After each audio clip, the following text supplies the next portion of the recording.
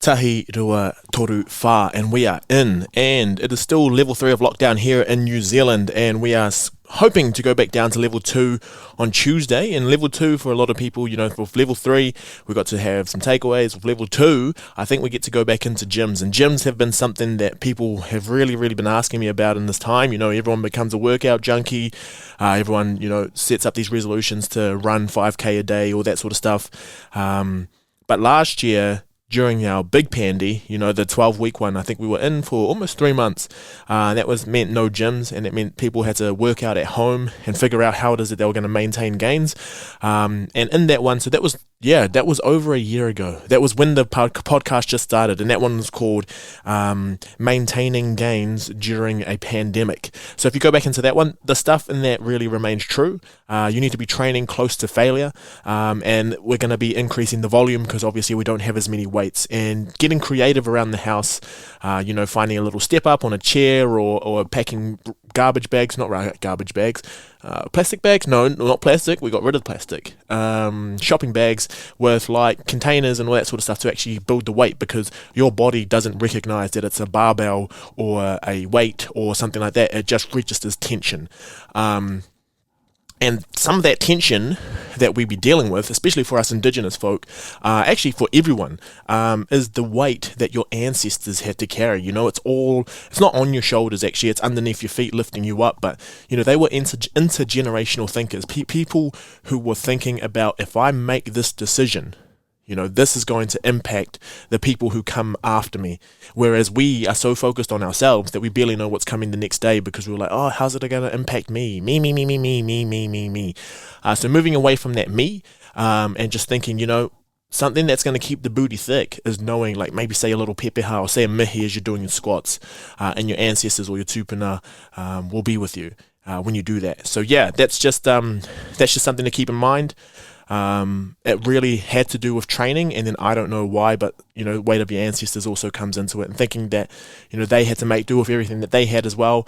We're super privileged to have what we have. And when I was thinking about this, and thinking about my ancestors and thinking about a lot of them, the lifestyle changed, and I even noticed it when I went back to the Cook Islands to live for a bit. But there's just like, why we can never be satisfied with a bunch of things is because I think we live this lifestyle of excess, where back in the day when it was all about subsistence and just doing enough so that you had enough to provide for everyone who was in your immediate circle, that was all we knew. And we didn't have these huge connections. Like, I wasn't talking to my phone or talking to my, into a machine that was recording it and then putting out, broadcasting to thousands of people. But now we have that, and now it's kind of like we'll never know when we have enough, because we have unlimited reach to so many things. But back then, you always knew when you had enough, because was everyone fed, was everyone accounted for, and that was kind of all we had to focus on. So whether that's good or bad, I'm unsure, but it's just something that we have to battle with, because for me, I'd never be proud of myself. I'd never be satisfied with anything that I do, because I always feel like there could be more, and that could possibly be a reason for why we're never happy, because we're always thinking there's something else out there that will make us happy. And that's just kind of this, we'll just have adaptations to it over and over and over again, because we're never going to feel like we've got it, because when we get that thing, we're going to see the next thing. When we get a new lawnmower, we'll see our neighbour Carl has the new ride-on lawnmower, or he has the drone attachment, or he has boosters on his lawnmower, and we're going to want that. Or we're going to see something else, we'll be like, oh, this isn't quite hitting the spot, I want that. Whereas if we knew exactly what it was that we needed to do in terms of our job to feel satisfied and fulfilled, then maybe we would. So that might be an expectation thing. It's hard to tell. But anyway, it's good to be here. Happy Father's Day. Well, belated Father's Day for those who are in New Zealand. Keeping it real.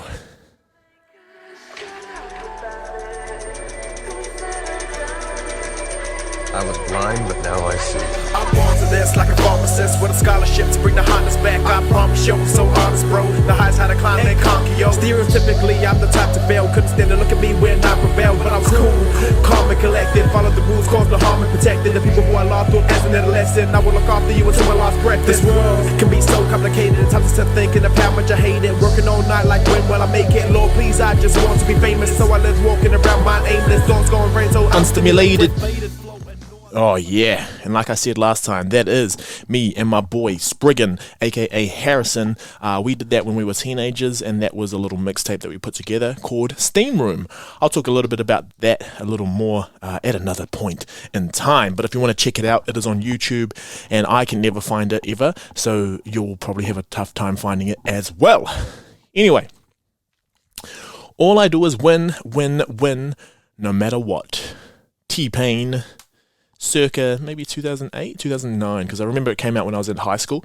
But what I wanted to talk about today, really quickly, is something that you all wrote in about, and I just wanted to give you some practical tips about this thing called rejection. Now, I needed this. I did this a little bit earlier in the year when I had a bit of a reflection on everything that was going on, because the work that I am going into requires a lot of applications for sending papers in to be put into articles, sending applications in for more funding, for asking people if they want to be on your team, and then obviously on top of that, trialing for a Premier Rugbyship team, trying to meet new people as well. There's so many different things that there's a possibility, there's a binary outcome of yes or no. Now, the yes is something that we all want. It's like, yes, this is going to be great. That's what we want. But it's the no that a lot of people fear. And that no is mixed with a thing called rejection. And rejection is the way that you feel. It's the thing that physically takes you to a place where you feel like, you're not good enough. And it makes you feel like, there was someone who was either better than you, or you just didn't quite meet the mark or the benchmark that they needed from you. It was definitely something that I had to deal with a lot, where you didn't quite get what you wanted to get, and then because of that you build this huge narrative in your head about why it is that you were rejected, but we never really look at the reasons why we feel that way when we get rejected, but also we don't really think about too many ways to pull ourselves up out of that, because the problem with being rejected and being scared of getting rejected in the future is that we never try. It's one of those really, really cliche things. It's like, if you don't try, you'll never know. If you don't ask, you don't get. And what I wanted to talk about here is just firstly, acknowledge the fact that when you do get rejected and it does hurt, you're not a weirdo. So I just, did a little quick Google search on articles, because I'm a researcher now, so I go and do that. But what they found is that when they do, when you have some sort of stimulus that is rejection, it actually triggers the same part that you physically feel pain in your brain. So the same MRI scans will show that it's some sort of stimulus in that same area. So we do feel pain when there is sort of rejection. And I guess, well, just thinking about it from an evolutionary standpoint, if you were rejected or you were kind of exiled from the people that you were closest with in that circle, it could literally mean death. But it also kind of shows that we are social characters. We're social beings. We are meant to be social. So the lockdown could be difficult for us because we are meant to mingle with so many different people. But when you get rejected, it feels like those people have kind of cut you off from you being part of that circle. So for the article that you're going to, you got cut off from that scholarly endeavor. If you don't get the money, you could get cut off from actually having a job, because if we live on soft money and we need that money as researchers, then we don't have it anymore. So the possibility of us continuing our job on goes minimal. If you ask someone out, someone that you thought you liked and someone that they, you all thought that they liked you and there was something good going on, KISSING, that makes you feel like, you aren't a proper mate, or you aren't suitable to be a mate. And that could just be for that person, but also for a whole bunch of people. So rejection is something that we could experience every single day. I think it's just the way that we frame rejection. We deal with pain right away. If you get cut, you put a Band-Aid on, or if you're having high blood pressure, all that sort of stuff, we'll go get that stuff checked. But rejection and the pain it feels, I think we need some sort of immediate steps in place actually to be able to help you. Now, I sung All I Do Is Win before, and I think that's because when we get everything really, really good, you get desensitized to that feeling of things being good. Now, I don't want to divide the crowd right now by saying this, but we don't know how good vaccinations are because they've always just worked. Vaccines for most things like polio, but also just like, when we have the flu stuff, we don't know how bad it could have been because we didn't have that period of not having it because so many people were vaccinated until things go bad. So for a long period of time, if all you do is win, the feeling of the win actually starts to decrease a little bit. But in that, what I'm trying to say is, if we do some sort of negative visualization, so thinking about things, just to help you with that gratitude part of things, if you start thinking, this could be the last time that you hug someone, or this could be the last time that you actually have something, it makes you appreciate it a little bit more, because if you always have it, you're never really going to appreciate it. And then when you finally lose it, that's when it hurts you the most, and that's that rejection that we're feeling before. So always picturing it from a negative point of view is probably not the best way to do it, but if you're feeling like you're not grateful for something, or you're not appreciating something to its full extent, just think about what life would be like without it, and then go from there. So I'm just going to go through 4 quick little things just to help you kind of conceptualize yourself and deal with, or frame yourself around what it's like to be rejected. No, not what it's like to be rejected. We all know the feeling of being rejected, right? You feel like shit, and that's fair. But there's just a few things that we could keep in mind, or the mindset that you could have when it comes to being rejected, that actually helps you feel like, oh yeah, cool, it's actually not that bad, or there are steps in place and I'm going to be okay with this.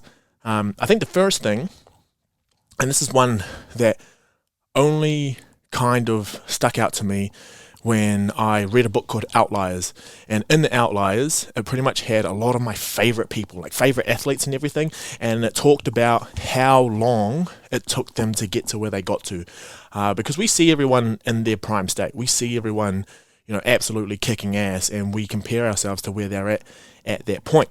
The thing is, they get to where they got to because they got rejected a bajillion times.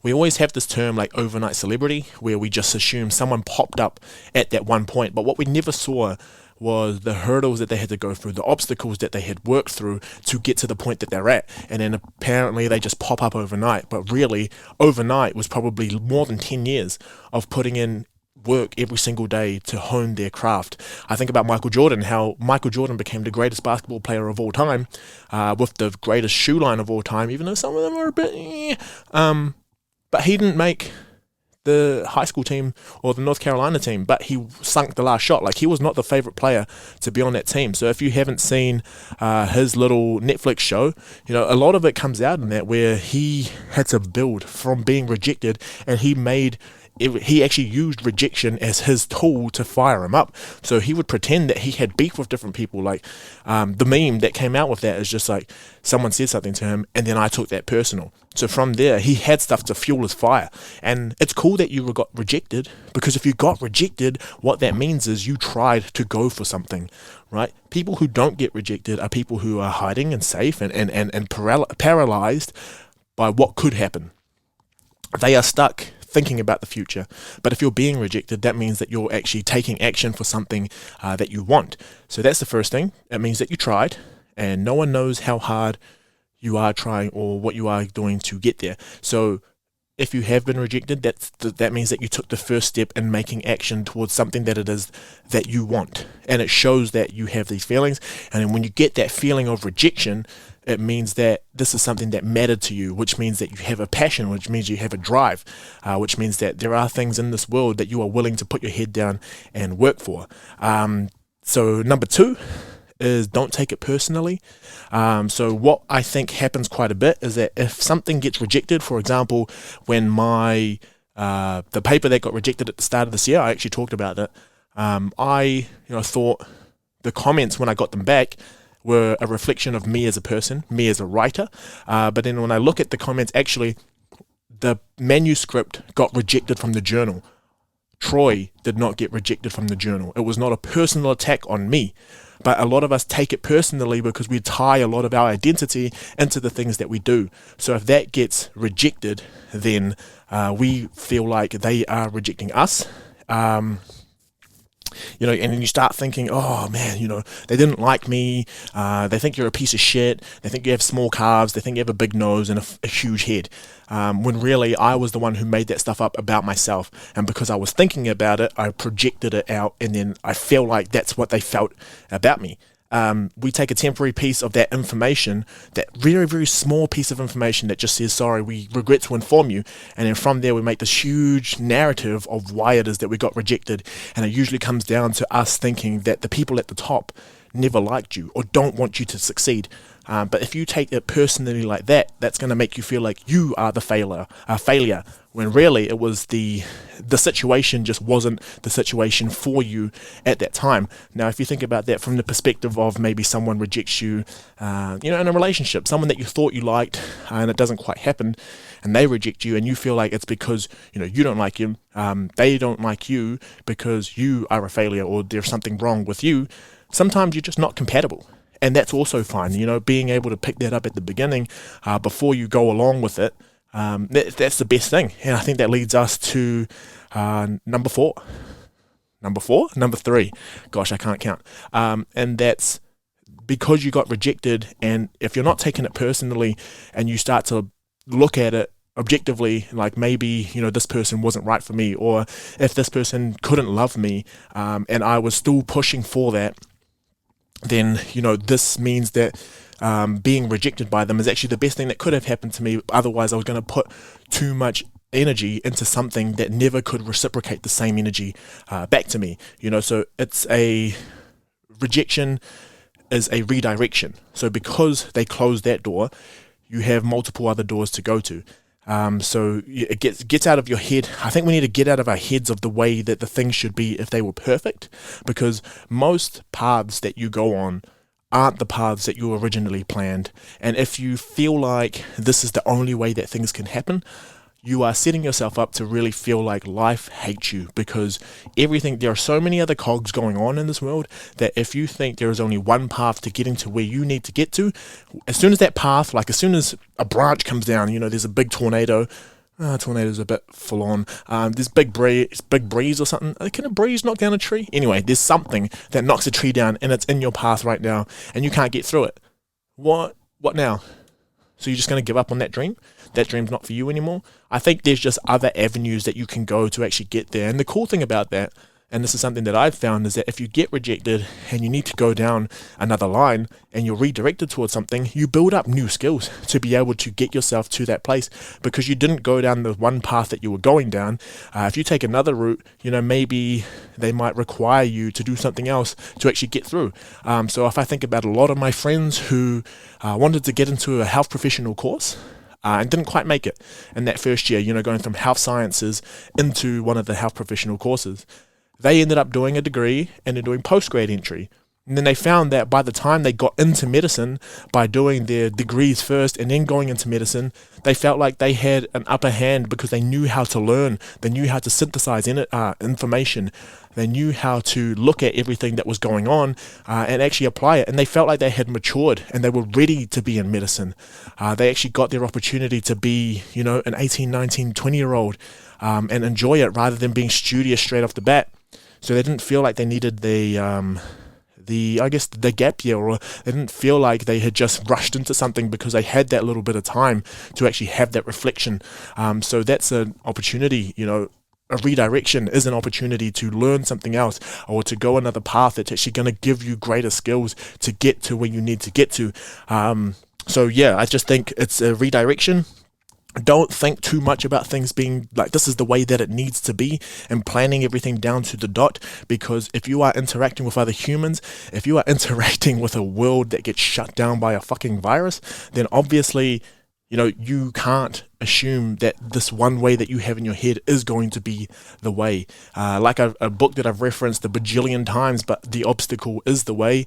That's where I get a lot of this from, is that if you run into an obstacle, that obstacle being the rejection, instead of trying to avoid that by not trying or not doing anything like that, you can actually get a lot of sensory feedback. You can get a lot of actual informative, objective feedback about how your performance was, and then from there be able to come back as a better version of yourself, and whether, maybe that's not what you wanted. Maybe this whole time you had it in your head that that's what you wanted, but then getting rejected from it makes, and maybe you don't feel like, that didn't hurt as much as I thought it would. Maybe it's something that you didn't want. From there you get to assess how you feel about that situation, and you're able to go forward from there. And then, so just on that one with the redirection, that kind of leads to, being curious about why it is that you got rejected. Have a little bit of reflection, and there's a bit of active learning from that experience as well. Like, what is it that I took out of that experience that actually led to that? And then when I got rejected, how did I feel about it? What was it that hurt me the most? Was it that, so like what were the aspects that hurt the most? And then from there, you can start to see where you have weaknesses, where you have strengths, and then you can kind of combine that into who you are as an overall person. I still believe that a lot of us do not know ourselves, and we do not know how to process emotion. So the more time you get to feel that raw emotion and get to sit with it and be able to see how it all plays out, that's an opportunity to be curious about that, but also to be able to understand yourself a little bit more, because these situations are going to happen all the time. If you don't paralyze yourself, if you don't get to a point where you feel like you need to stop doing stuff because you're scared of rejection, right? If you're not out there trying things, if you're not out there trying to progress yourself, I don't feel like you are living. But obviously some people can oppose that. Some people can think that I'm all shit, and that's also fine. And then the final one, just for today, before I go into the listeners' ways of dealing with this, is something that I've pretty much based a lot of my life on up until this point. Is I've had a really strong I'll show you attitude. So like I've just had, if someone rejected me or if someone did something, I'd just be like, you know what, I'm going to show you. It's good. It gives you a really, really good fire, and it gives you a really, really good drive. But I think it should only give you that initial push to go in another direction with some force, because you know that you are worthy. But the only thing is, you don't want that to be the reason you are doing something, because like I say a lot of the time, if someone rejects you or if someone says something that upsets you, half the time they're not even thinking about you. Actually, more than half the time. They may say something, it's an offhand comment, blah, it's gone. But they might not even be thinking about you. And if the whole time you're planning your entire comeback to strike back, to be like, I'll show you, and then you don't get the satisfaction from them, because now it puts the locus of control for your happiness in that person's hands, because you're going to be like, I'll show you. And then if you get to the point that you said, they rejected you from, and then you get there, but they don't even pay any attention to you, and they're just like, oh, what? You're going to be so upset, because you put in so much work to get to that point, and it changes nothing. So you've put your satisfaction, you've put your happiness into the arms of someone else, and then you're just going to feel even more rejected, because they rejected you the first time, but then they don't even show you the time of day the next time, because why should they? It wasn't on them to try to make you satisfied or keep you happy. So quite frankly, these people never really care, and then there you are, all sad and shit. Because you thought, oh yeah, I'll show them, and then when you did show them, or you did try to put it out there that you did something cool, it never really something that they really cared about anyway. So just a few things from y'all out there. So when it talks about rejection, so thank you to everyone who wrote in. We have Ganata, who says, by accepting it, I try to take some time to process it, then hope for better. That's that curiosity, but then that's also thinking about, the redirection and where it is that you can go because of this. And like I said before, because I say all of this and because I do all of this stuff, it doesn't just mean that you're going to be fine straight away. It doesn't just mean you get rejected, you're like, it is going to hurt. Like I said before, it's wired in us, it's hardwired in us to have the same reaction that we would if we actually had physical pain. So being able to experience it. And something else I wanted to say is that people who feel rejected and feel sad usually make the worst decisions. So they get impulsive, and then they'll make a horrible decision that they're probably not proud of. And it's just like when you're angry as well, you get this cloudy brain. So taking time to process it is probably the best way, because you're not going to act out of raw pain or raw empathy, raw emotion at that point. So taking some time to process it is going to make you feel like you're in a safer space to be able to do that. My order, same thing, get sad first, and you're going to get sad. That's fine. Express those emotions, feel those emotions, but just don't sit in them too long. Otherwise, you will get crinkly fingers like when you're in the bath for too long. Accept it, but not meant for me, but something else, is so my journey continues. So yeah, redirection right there. Tanya says, having a day to myself and then moving on. So I guess, what we're seeing here is that people are really taking it, understanding it hurts, and then they're going to try find a way to move on. So the move on, you have to acknowledge what had happened as well and how it had made you feel. I think that's the key part, and then moving on. Kitty, says 3 things that I'm grateful for, and the opportunity that rejected me, and then repeat it 3 times. Obviously, we always have so many opportunities out there. We're all amazing people, and we all have so much to offer. offer this world, but obviously that part of the world just closed its door on you. But we have so many more doors open, and if you bank on this one thing bringing you the energy that you think you need, it's just like going into something. Oh man, it's actually like, it's nothing like this actually. I don't know why I'm saying this, but you know when you have a taste in your mind, or like something that you want to go eat, and then you go eat it and it doesn't quite hit the spot? That's nothing to do with rejection, but it is heartbreaking. So yeah, thank you. Cheyenne says, surround myself with people who truly know me, love me, and uplift me, and daily positive affirmations. Of course. So from that rejection, you know, it's just making sure that you're not taking it personally, because these people love you. You love yourself. So it's not that person not liking you. It's just that that thing wasn't compatible at that time for you. Giovanni says, I usually blame myself for not being good enough. And that's what I said before. You know, it's always really easy to come back to who we are and think that the thing that was rejected was me. But you're not the one who was being rejected. It is the situation that you were being put in, that you were rejected from. So it's not you as the failure. It's just that meeting point was not meant for you at that point. Lara says, cry, self-hate, then talk about it with someone and realize that it was the way it was meant to be. See, everyone's picking up on this stuff. We're really, really smart people out there. Maya says, if it's significant rejection, usually I'm sad, and call my mum for validation and a pep talk. So yeah, I mean, if you need to hear it from other people just to remind you of how good you are, and get that pep talk, you know, get that stuff, baby girl. And then Sophia says, take time out to remind myself of who I am and my purpose. Absolutely. If we get caught up thinking that the one person who rejected you is God, and this is the one person who's going to decide your fate for life, then we're always going to be upset, because they'll never quite give you what you want, and it's always on their terms to kind of give you that significance or how you feel about yourself. So yeah, awesome day. Happy Father's Day to a lot of people who are out there. We did a Father's Day episode last year, so if you want to go check that out, we talked about the significance of a father. Also, happy times for a beautiful up-and-coming rugby player. Awesome father.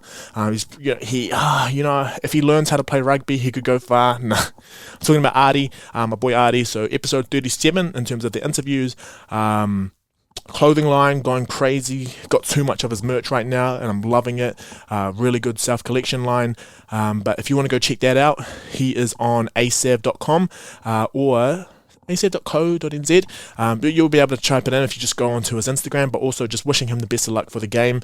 It's on in a few hours, so by the time this comes out, we will know whether his first test match as captain of the All Blacks goes well or not. But either way, we're super proud of you, brother, and hope your family are doing well, and all the best going over in Western Australia for until the end of the year. It's going to be tough for all of you out there, and we're proud of everything that you guys do. So yeah, thank you so much for coming onto the podcast earlier, and obviously we love you so much, and we love all our fathers out there, all our father figures, all our role models, and all the people who had to stand in to be fathers. If we didn't have those figures, we didn't have role models, we wouldn't be able to be who we are today. Or we would be able to be who we are today, but we wouldn't be the people we are today without those people. So that's been another episode. It's always super good to be here. I really love it, and a lot of you are enjoying the content. So next week we're going to be talking about something cool again. Hopefully I can call in someone again to get the call going, because you guys like hearing about other people because you're sick of my voice, and that's fine. But yeah, I wanted to talk about rituals next week. So some things that we can do to kind of get us into a position to start doing some work or start doing something, because during lockdown, it's really, you lose routine a little bit. So maybe there's some superstition around rituals, and I'm a very ritualistic person because I'm a very habitual person, and that ritual kind of comes into my habits. But yeah, that's been another monotone-ass episode from me. It's good to be here as always. Love you all, and thank you for tuning in.